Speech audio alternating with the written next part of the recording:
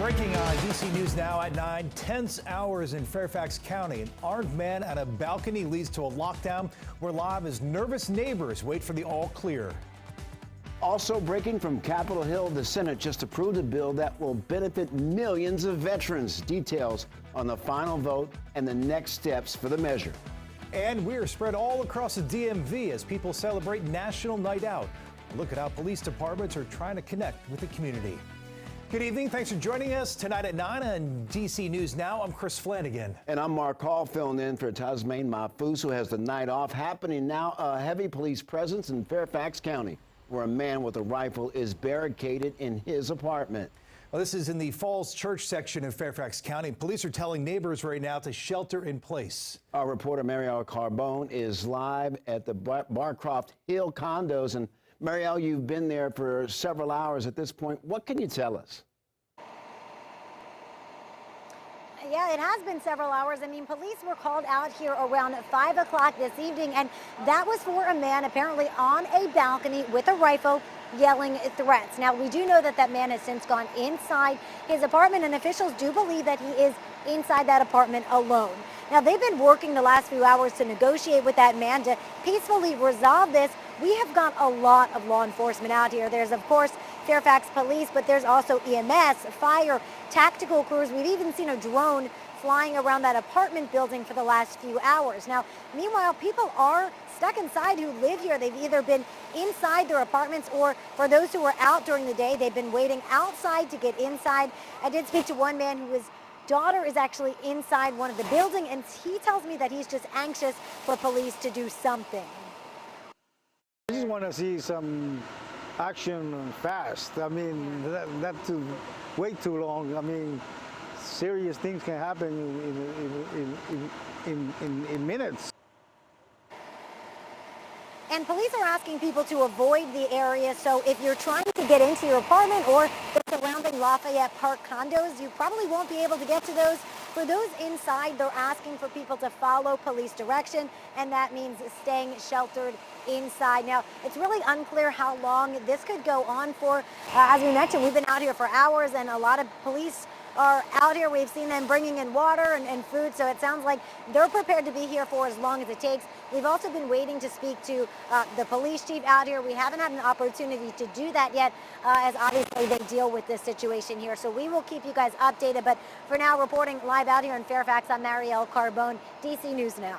Marielle, thank you. Of course, we'll check back with any new developments. We now know the name of the man killed in a mass shooting in Northeast D.C. last night that we brought to you as breaking news. 24-year-old Lance Melvin and 5 other men were shot at the Aziz Bates Court apartment on F and 15th Streets. Those other 5 are expected to survive. Police are offering a $25,000 reward to anyone who can help make an arrest. Well, police officers across the DMV connected with the community tonight for the 36th annual National Night Out. Yeah, this is an event, a way to help highlight community police relations. And here's video in Lincoln Park, one of 7 locations DC police hosted events tonight. It comes on the back of several major shootings in the district, including last night's mass shooting. Now, Assistant Police Chief Andre Wright tells us Metro PD has been very focused on gun violence intervention and getting illegal guns off the streets. He says today is an opportunity to talk to neighbors about their work and what they can do in an effort to help take the pressure off of neighborhoods. Oftentimes when we come into contact with residents, it's for, through an emergency or crisis or something like that. So to have the opportunity to come together in this space, a very peaceful space, and love on each other and sort of double down on our commitments for a safer community is the purpose of today. A National Night Out happened all across the DMV. In Williamsport, neighbors got to hang out with law enforcement while enjoying free food and entertainment. Everything from dunking an officer to monster trucks were available for the community to enjoy. But organizers made sure to also use the event to remind the community of their ongoing support. It's very important to build a better relationship, better rapport with the public, just to let them know that, hey, we are people as well. It's safe to come to us. We'd like to help out, and just to show that we're proud of the community.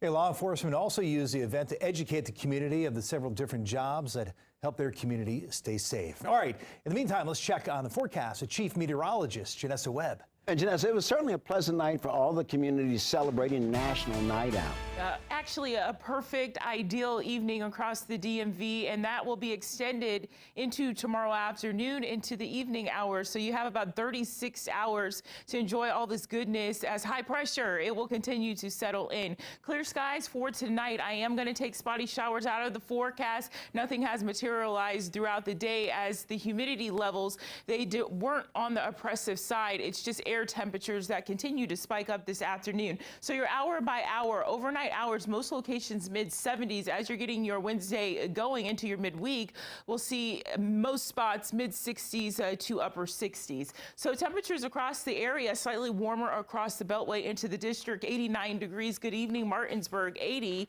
And you can see out towards the northern neck, there's that onshore flow keeping temperatures kind of on the cooler side currently in the upper 70s. But this upward trend in our temperatures really hit its apex by Thursday afternoon, as we are looking at potential feel-like temperatures of 100 degrees. We may shy short of an advisory being put in place because not all spots across the DMV will have a feel-like temperature of 100 to 103. But then we track storms for your Friday. Hey, let's look at the timing coming up, guys.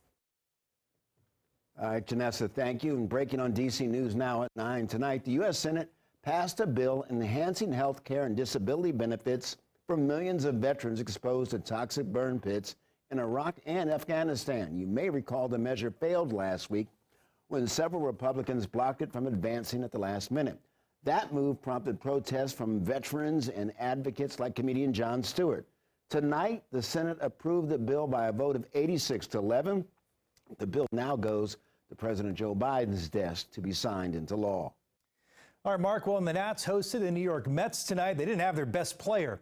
Outfielder Juan Soto, along with first baseman Josh Bell, been traded to the San Diego Padres. The Nats making some noise hours before the end of the trade deadline. Even though fans didn't want it to happen, a lot had a feeling this was coming. All right, so what do the Nats get in return? As you would expect, a lot of prospects. Here they are: left-handed pitcher Mackenzie Gore, outfielder Robert Hassel III, shortstop C.J. Abrams, outfielder James Wood, and also right-handed pitcher Jarlin Susana. They also received veteran first baseman Luke Voigt. The Nationals are currently the worst team in baseball, at least record-wise. This trade shows that the team is now on the rebuild. We are fortunate that it was a well-rounded trade. We've got two pitchers, two outfielders, and a shortstop, which fit our needs perfectly. I wore this ring purposely. Okay, it shows what we've done in the past and what we're going to do in the future. You know, in 2019 we had a slogan: "Bumpy roads lead to beautiful places." we're in a bumpy road right now, and we believe that coming out of this thing, it'll be a beautiful place. All right, so for more on this huge trade, be sure to stick around for Game Night. That's our 11 p.m. sportscast. It happens every weekend, every weeknight as well, right here on DC News Now. And developing now, crews have recovered the bodies of a father and son who disappeared on the Potomac River yesterday. The search began at Swan Point in Charles County, Maryland. A family from Front Royal, Virginia, anchored a boat. The father tried to save his 10 and 12-year-old children who were struggling in the water, but only the 12-year-old made it out alive.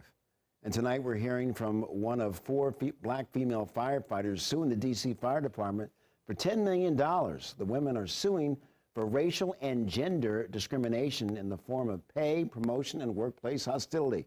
It comes on the heels of a department hiring spree, and D.C. Fire is recruiting for the first time in 3 years. And they say, in particular, they're seeking diverse female candidates, but Jordana Sanders, one of the plaintiffs in the case, says otherwise.